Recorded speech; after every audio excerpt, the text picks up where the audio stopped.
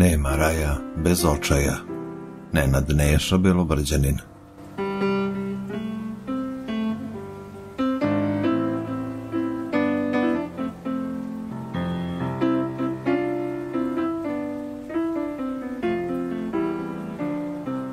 Slušaj me dobro, sine. U svakom su čoveku najmanje bar dva čoveka. Prvo ja i drugo ja. Oba traže, zahtevaju od čoveka sve i svašta. Granica je samo mašta i oba su ti ja u pravu.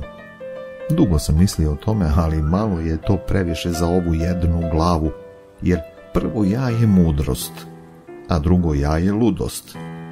I sva su ljudska pravila sa ta dva ja zaglavila. Jer ljudi su ti ipak satkani od želja i htenja, sa gomilom ograničenja što život postavljati zna između jave i sna. I tako dolazimo do dilema. Za njih rješenja univerzalnog nema.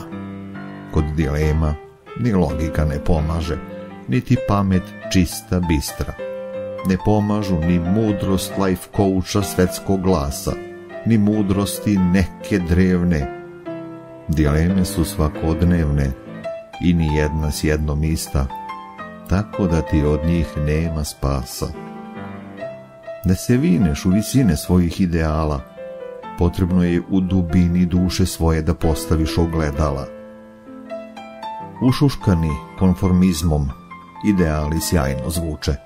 Skupe reči pale nade, dušu, telo, srce vrelo, pa ti o tom mogu srati i romane napisati, poređati, sve floskule trule što mir nude duši, a mogu i podivljati pa pisati reči lude, koje strasti divlje bude, al na kraju svakog kraja svako bira put do sopstvenog raja.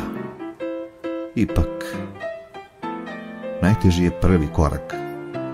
Iz sigurne zone svako bi do vasione. Pa ćorak.